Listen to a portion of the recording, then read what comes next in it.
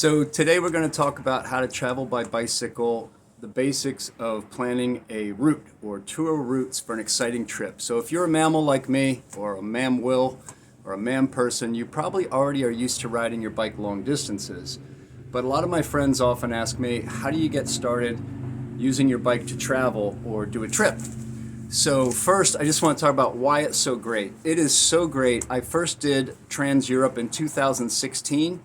And ever since then, whenever someone says, let's travel somewhere, the first thing I think about is I want to sightsee by bike. So there's just something special about going 10 to 15 miles an hour through a country and feeling the ups and downs of the landscape and the twists and turns, stopping whenever you want to stop for a photo or a coffee or a view or something to eat. And the food just tastes better, the sleep is deeper, and the experiences are just richer. So unlike traveling by a boat or a car or a train, you're really in the countryside, and it's so unassuming. When you roll into a town, it's super cool. You just sit down at the local cafes or restaurants, and the people want to talk to you. They engage in conversation.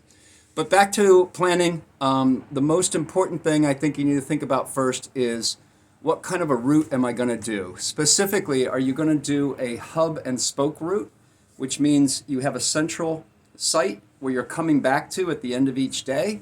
Or are you going to go point to point and go from one destination to another, like Los Angeles to New York or something shorter?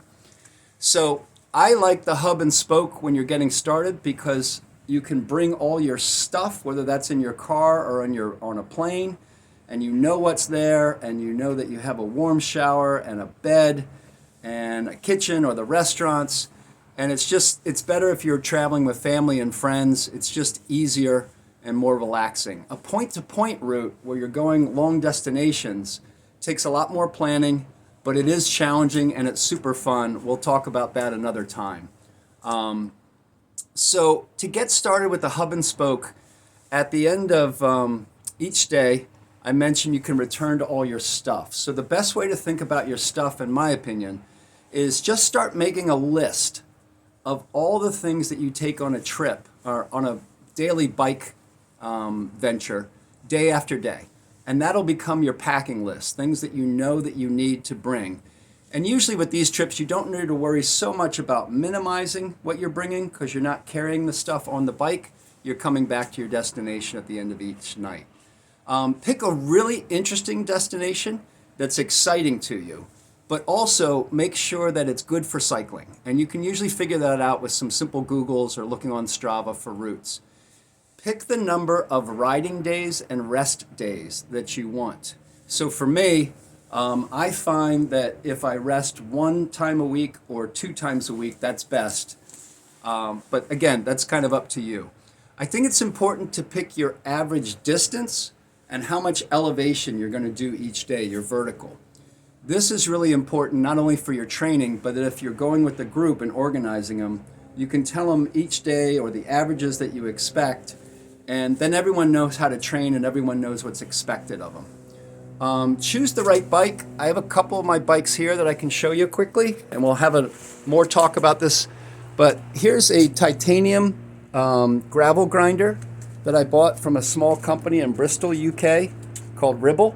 And that's great for all kinds of terrains, including gravel and even light mountain biking. This has been my workhorse. If you can see this, it's a Diverge from 2015, aluminum, and it does everything. It's like having a Ford truck.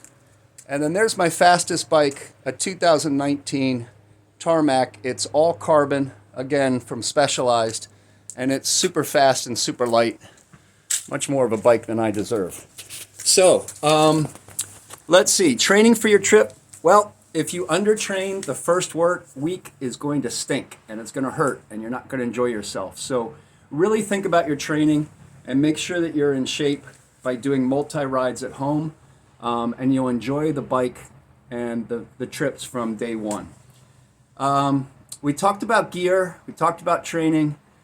Below are some popular destinations that I've done hub and spoke method like we talked about. I'll also list some of the point-to-point.